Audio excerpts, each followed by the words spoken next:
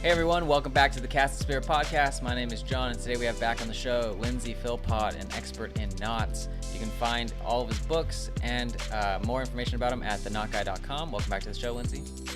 Thank you very much, John. Good to be here. Today we are going to be talking about which knots can be difficult and how to mitigate that. So Lindsey, take us through like some helpful tips and tricks to make sure that our knots are always great in the field. One of the things that I learned a very long time ago when I was first given a split bamboo fishing rod. My father was very, very proud of this, and he said, "You'll have no trouble at all catching all kinds of fish. It'll be absolutely wonderful." What he forgot to tell me was that the bamboo was old, crispy, and not stuck together very well with glue. And there were not enough bindings or whippings on it to keep it all together. So lo and behold, I put a 4-ounce weight on it and leaned back and virtually threw that 4-ounce weight as far as I could out into the ocean on the end of a piece of, I think it was 10-pound line. And the bamboo rod immediately split in 15 pieces. It was awful. Why do I say that? Well, because it just gives us a reminder that when we're trying to do anything, we need to have practiced it first. And that's the great thing that happens not only with fly fishing, where we practice how to tie our flies at our bench with good lighting and using all kinds of tools at our disposal, tweezers, needles, whatever it takes to be able to create that. But also we can practice over and over again in a nice, steady, wind-free, spray-free environment where we're focused only on tying that knot. And in doing so, we've given ourselves the first clue as to how do we get over a problem of always tying this knot the exact same way. Well, my book gives you a little bit of a clue there, and that is try tying it in large line to begin with. Once you start tying it in large line and you get the motion with your hands of how to tie this, am I going through this way and back, or am I going that way and in? What am I going to do? Well, that's something that you can practice at a bench, at a table, at a desk, wherever it is that you've got some space to be able to work on that solely using large line, maybe paracord, something like that, 550 paracord maybe. Then go down a size, go down to 450, go down to 350, go down to 250. Then start going down to less than 2 millimeter line. Use some monofilament. Once you've got it with monofilament, now you can start practicing further with multifilament. Now you can start mixing multifilament and monofilament together so as to be able to create the structure that you want. And it doesn't matter whether it's a Palomar or a Uni, whatever it might be, whatever name you've given it, or that you understand from working with other people, that knot is the one that you've practiced time and time again. I remember when going to the Carnegie Hall to sing as a member of a chorale, that we got in a taxi and said, what's the best way to Carnegie Hall? And the taxi driver turned around and said, practice, practice, practice. And so that's what we have to remember is when we're tying knots, it's not sufficient just to say, oh, I tied that one a long time ago. I can remember how to do that. You probably don't. Practice, practice, practice.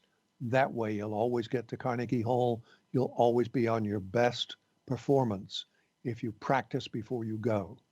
And so really that's the advice I want to give is I've tied knots ever since I was 6 or 7 years old.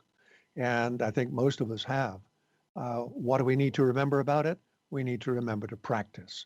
There's no point in having to suddenly dig out a book when you're in the middle of the surf and you suddenly find, oh, I needed to tie something different there. What was it? Oh, I think it was on page 38. No, it wasn't. Oh, darn, I dropped the book. That kind of thing can be very, very frustrating, I know. So practice before you go. When you're practicing, do you start with just going into a knot of your choice and then working through that one for a while, or do you go through the building blocks where you practice your bends, your turns, and you kind of do your overhand, then you do this one? Is there like a progression, or or are you saying just get the thick paracord and say start with a clinch knot, then do an improved clinch knot, and kind of just go up the ladder until you find one that you like? Like, what is the kind of framework? What I like to do with the framework of practicing knots is to always use the final structure base. If it incorporates a loop, then have that loop. And it doesn't matter whether it's in monofilament, if you're comfortable with handling monofilament, or if it's in 550 paracord. Um, you need to be comfortable, first of all, with having that structure in your hand. Then make the next structure, whether it's multiple wraps or wraps and a tuck through the bite and then pull tight, whatever it might be, is always make sure that you're comfortable with it before you start trying to do it in the final work. Once you do it in the final workup, then you'll have it down pat. So there's always some debate that I've seen on forums ever since I kind of started digging deeper into knots, and there are people who claim there is 100% knots and even knots that are even stronger than the line itself. Can you touch upon that? I can. One of my favorite expressions for that is, no, that's not true. There are no knots known to mankind through the tens of thousands of years of making knots in cord of any type, whether it's Dyneema or whether it's a piece of grass. There are no knots that improve the strength of a piece of line or twine or grass or steel or anything else. You can imagine that if you tie a knot in something, what you're doing is you are deforming the original material. Anything that gets deformed, as any structural engineer will tell you, is automatically weaker. And if it's weaker because you've deformed it, you did that. So you cannot tie something in a piece of multifilament, monofilament, steel rebar without making it weaker. Knots always make it weaker. There is no knot that improves the strength. Now, there are some who will say, well, I got 140% on this particular one that I tested under these conditions. Yes, but how repeatable was it? Did it work every time? Did it work with different kinds of line? No? Well, that proves the point. Would you put your life on that line? A lot of people will then take that particular logic and say, yeah, not so sure. No, I don't think I would. Why? Because it's deformed and because any deformation in a piece of line will result in that line being weaker. So when you said when people do the testing of the 140, are you saying that somebody will look and be like, well, look, the knot area stayed intact, but the line above it or below it broke. So how can you say that, my knot was actually weaker than my line? You know what you know what I mean? It, yeah, absolutely, I do. And that's a simple matter of physics.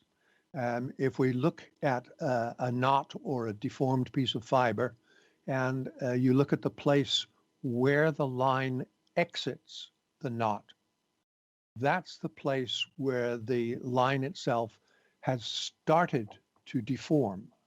If it started to deform at that particular place, then that is the place where it's weakest. And that's the place where it will break first. For the most part, going to be outside the knot that it breaks. And that's why you can never, ever get to the place where you can say, this will always result in a 110%, 120% strength of a piece of line. It will not. You're fooling yourself. Just accept that it's always weaker and allow for that by increasing the number of turns or increasing the strength of the bite or changing the type of line that you're using. What is the highest percentage that's repeatable that you've seen? Splicing is the highest percentage that I've ever seen with any kind of line, whether it's multi-filament or if it's twisted line. We haven't talked about twisted line, but it's what I would also class as part of the multi-filament family because there are multiple pieces. You cannot, of course, insert a piece of monofilament back into itself. You have to cut it open in order to get something to go through it. But with multifilament, now you've got a large number of pieces, more than two, or usually more than two, and inserting one into another then is the way in which you make a splice. A splice will result in a loss of only 10%. Some splices you may get lucky and get a loss of only 5% of the original strength of the line. Don't rely on that. Think of it as being a guaranteed 10% loss of strength. The next down from that in terms of strength, so we've gone from 95 down to 90 for a superb piece of splicing in a perfect piece of line, down to an okay splice in an okay piece of line. Next down below that is going to be round turn and 2/2 inches, which will result in the, that's not a knot that is usually used in fishing, although there are some people that use it, and good for them because it's far stronger than a bowline. If you use a round turn and 2/2 inches, you'll result in about 25% loss of strength. You could go from there down to the worst of them, and that is a square knot or a reef knot, a double overhand, as it were, which results in a loss of 50% or greater of the strength of the line. Wow, I did not know It's that. awesome, isn't it? Yeah, well, Yeah, well, now that there, I'm there thinking is, about it, what have I been taught all these years? well, all the research that's been done by people, and there are people that research this, have come up with repeatable tests that show consistently every single time that a square knot is the worst of them all. Well, I gotta erase that one from my brain. I've used that for my entire life. How so the turn and the 2/2 hitches? How is somebody using that in fishing? Like they'll put the turn through the hook and they'll just do 2/2 hitches Through, and that's it. yeah, yeah, two turns through the uh, eye of the hook, Uh huh. and then 2/2 inches on the line itself, Around the and two then legs. no, around the single leg. There's a single leg that's coming Oh, I see what you're into saying. the. Okay, yeah. So you then make two turns around the loop of the hook, and then back here on the lead part of the line, make the 2/2 inches there. If you want to, take a dab of CA glue and put it onto the tail, or put a third half inch on there. Doesn't really matter. Um, CA glue is cyanoacrylate glue, crazy glue, that kind of stuff, which should not affect the line itself, but do check it out beforehand to make sure that there's no adverse chemical reaction with the line. Um, so yeah, a round turn and 2/2 inches produces a wonderful attachment that is shake-free, jam-free, can be undone, and can be made under strain.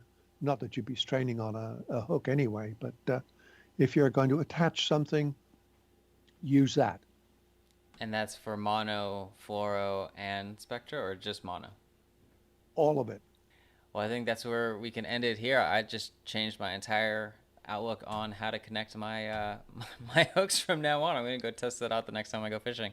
Thanks, Lindsey, for being on the show. Tomorrow, guys, we are going to be talking about the tools that you can use to make your knot game easier. So come back tomorrow. Thanks, guys. Hey guys, one more thing before you go. You can subscribe to this podcast on Apple Podcasts, Spotify, and your favorite podcast app. And if you like the podcast, please consider rating it on Apple Podcasts and leaving a review. This helps other people find the show. Thanks.